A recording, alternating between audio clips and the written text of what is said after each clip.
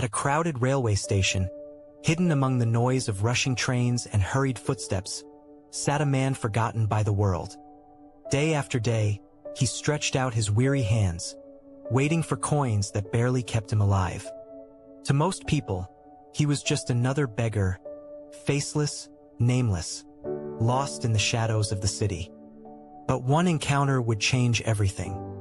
A tall, confident stranger, dressed in elegance, stopped before him. Instead of dropping money into his hand, the man asked a question so unsettling. It pierced straight through his heart. "You always ask, but what do you ever give?" That single sentence shook his world. He had nothing, or so he thought. Alone at the station, he wrestled with the question, wondering what a beggar could possibly give. Days passed, his mind restless, his heart refusing to let go. Then, something caught his eye, a simple detail that everyone else ignored, but which carried within it the seed of transformation. What happened next would not only rewrite his destiny, but reveal a timeless truth about the art of success, and prove that changing your thinking really can change your life. The question is, what did he discover? He sat there on the cold stone platform, the stranger's words echoing louder than the train whistles. "You always ask, but what do you give?" The question refused to leave his mind. For years he had believed he was trapped, destined only to receive the leftover kindness of strangers. Now that belief began to crack, and doubt filled the spaces where hopelessness once lived. He wondered if the real prison wasn't poverty at all, but the way he thought about himself. Could it be possible that he held the keys to change his own life?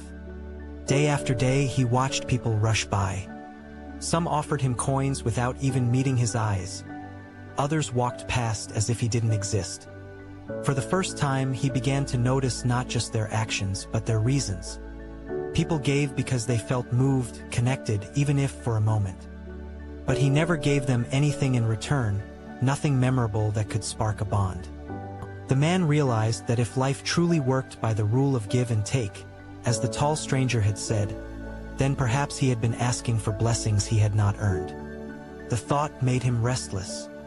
Nights at the station felt longer, the cold deeper. He asked himself again and again, "What can I give?" Every answer seemed to collapse. He had no money, no home, no treasures. Just a pair of worn-out hands and a heart that still dared to dream. The tension inside him grew like a storm he could not silence.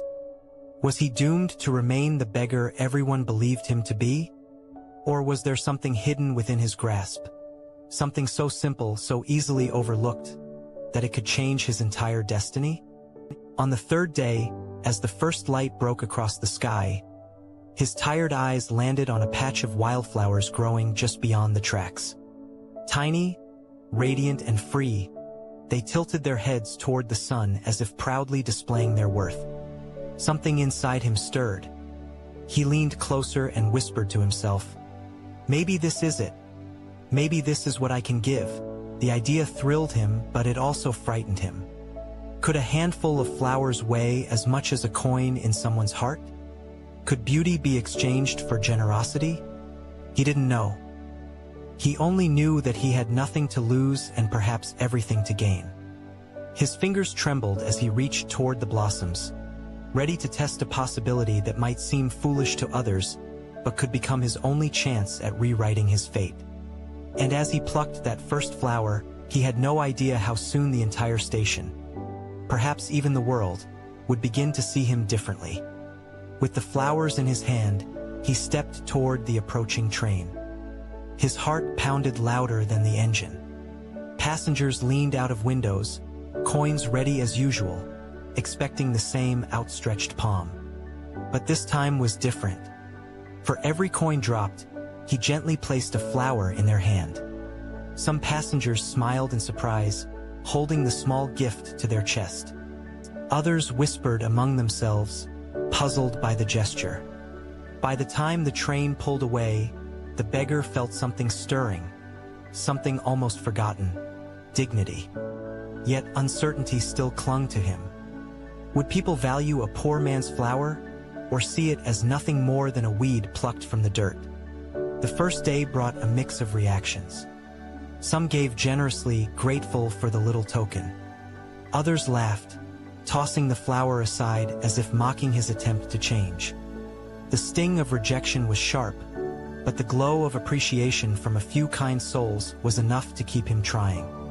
Days passed, and slowly, people began to recognize him not as a faceless beggar but as the man who gave flowers. Children giggled with delight as they held the blossoms. Women tucked them into their hair, and even weary workers slid them into their pockets. This small act was rewriting his relationship with the crowd.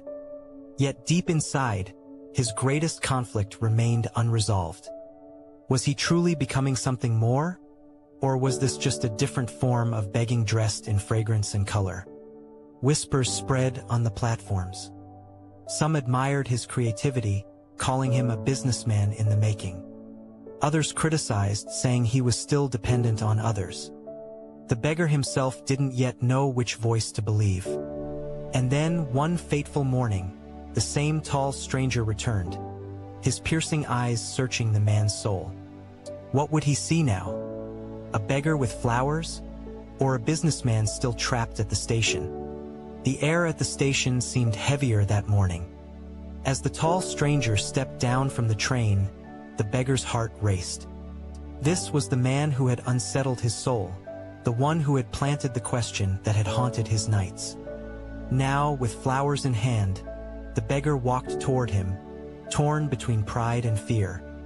For weeks he had built a new rhythm of life, offering beauty instead of only taking. But would it be enough to prove he had truly changed? The crowd watched with curiosity as the two men faced each other once again. Time seemed to slow, voices fading beneath the hum of the platform. The beggar extended his trembling hand, holding out a flower. "Today," he whispered, "I have something to give."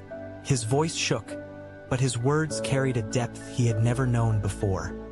The stranger's eyes narrowed, unreadable, as though weighing every detail, every memory of their first encounter. Murmurs rippled among the passengers. Some leaned closer, eager to witness the moment. Others laughed quietly, wondering if history was about to repeat itself. Another beggar tricking another wealthy passerby. The beggar himself felt the same doubt gnawing. Was this truly the art of success or just another illusion he had created for himself? His entire world seemed balanced on the stranger's response. If the man turned away again, the fragile hope that kept him alive might crumble. Yet if the stranger accepted, it could mean that life's rule of give and take was real, that by changing his thinking, he had begun to change his life. The stranger reached into his pocket, slowly, deliberately. Every second felt endless. The beggar's hands shivered, the flowers nearly slipping from his grip. The moment of truth was finally here. The stranger's hand hovered in his pocket, the platform unervingly silent. Then, to the surprise of everyone watching, he pulled out not a coin, but a crisp business card. He handed over a small amount of money along with the flower, but his focus remained on the card. "You've taken your first step," he said quietly, his tone calm but charged with meaning. "But flowers plucked today will wither tomorrow. If you truly believe in your own words, that you are no longer just a beggar, then prove it. Build something that lasts." With that, he boarded the train once more, leaving the beggar frozen, clutching both the money and the strange card in his hand. The tension gnawed at him. Was the flower not enough? Had all his efforts still fallen short in the eyes of the man who had challenged him? As the train pulled away, the beggar glanced at the card. It belonged to a trading company in a nearby city. His mind swirled with new questions. Was this opportunity or a test? Could he dare to step beyond the comfort of his station, away from the only life he had ever known? The possibility thrilled him, but fear pressed harder. What if he failed? Meanwhile, whispers among passengers grew louder. Some spoke of his clever approach, saying he was destined to become a great businessman. Others ridiculed him, suggesting he was still a beggar dressing up his asking with petals. Their words sliced into him, creating a storm within his heart. He saw clearly now that his true conflict wasn't just about survival, it was about identity. Was he still trapped by the label the world had given him, or could he rewrite his story entirely? The flowers that once seemed like a gift now felt like both a blessing and a burden. Every bloom he handed out carried weight, expectations, doubts, dreams he wasn't even sure how to manage. And behind it all loomed the stranger, his challenge echoing like thunder. Build something that lasts.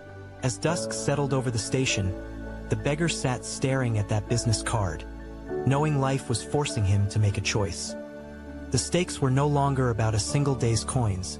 They were about his future, his dignity, and his belief in the universal law of giving and receiving. One wrong step, and he risked losing everything he had begun to build. One bold step, and he might finally discover what change your thinking, change your life truly meant. The question remained, would he dare? The night after the stranger left, the beggar could hardly sleep. He kept staring at the small white card, its letters glowing faintly by the light of the station lamps. For years, he had believed his story ended here, on this platform, begging for coins. But now, he held an invitation to a life he couldn't even imagine. By dawn, he made his decision. With trembling steps, he left the only place he had ever called home and boarded a train, not as a beggar, but as a man daring to test his fate. When he arrived at the city, he searched for the trading company printed on the card. His clothes were ragged, his hands rough, but his spirit burned with determination. Inside, he met the same stranger, now behind a desk stacked with papers and files. The man studied him carefully, then asked, "So, did you bring anything to give today?" The beggar swallowed nervously, opened his bundle, and placed a handful of fresh flowers on the table. "This is all I have," he admitted. "But I've learned something. People don't give me coins anymore. They pay for what I offer. I am not just surviving, I am trading." The stranger smiled. "Exactly. You have just defined the art of success." He then offered the man a chance to supply flowers regularly to his company. It wasn't charity, it was business. That very day, the beggar became a supplier, moving from desperation to dignity in a single leap. Change your thinking, change your life. It was no longer a slogan, it was living proof before his own eyes. Months passed, and his small work grew into a thriving business. He employed others, bought flowers in bulk, and sent them to different markets. The station that once witnessed his hunger now whispered his story, inspiring travelers who still remembered the man with trembling hands and wildflowers. But the final twist came one evening when he returned to the station in fine clothes, no longer begging but checking on shipments. A poor young boy approached him, palm outstretched. The boy's eyes reminded him of his past. Instead of coins, he knelt down, placed a flower in the child's hand, and said the same words once spoken to him. "You always ask, but what will you give?" The circle had turned. The beggar had truly become the teacher, proving that success isn't just about wealth. It's about passing on the seed of change. And in that moment, the story of giving and receiving began all over again. The boy looked at the flower in his hand, puzzled by the question. His innocent eyes searched for meaning, just as the beggar once had at the beginning of his journey. The man, no longer a beggar, but now a businessman, placed his hand gently on the boy's shoulder. "I thought I had nothing once," he said softly, "but I learned that even the smallest gift has the power to open doors. What you give may not always be money. It can be your time, your kindness, or even your smile. What matters is the intention behind it." The boy nodded slowly, clutching the flower as though it were a treasure. As he walked away, the man stood tall on the very same platform where his life had once seemed hopeless. The crowd knew him now not for begging, but for the story he carried. To them, he was living proof that the rule of give and take was not just a business principle but a philosophy of life. He had shown that when you shift your thinking from scarcity to abundance, from taking to giving, you unlock a path to growth. Truly, change your thinking, change your life was more than a saying, it was his entire journey. With his flower trade thriving, he later returned to thank the stranger who had once challenged him with those unforgettable words. But when he went to the office where the business card had led him, he discovered something unexpected. The stranger had retired and left no trace behind. Almost as if he was meant to appear only to guide him toward his destiny. This realization struck deeply. Sometimes people enter our lives not to stay, but to plant a seed that can change us forever. Years later, the man's flower business employed dozens of people, each of them carrying pride in their work.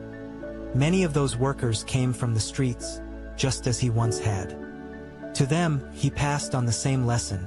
The art of success is not about what you can take from the world, but about what you can give back to it. And so, the story closes where it began, on a railway platform with flowers in someone's hand. Only now, the man who once thought he was nothing had become the source of transformation for others. His life stood as a reminder to all.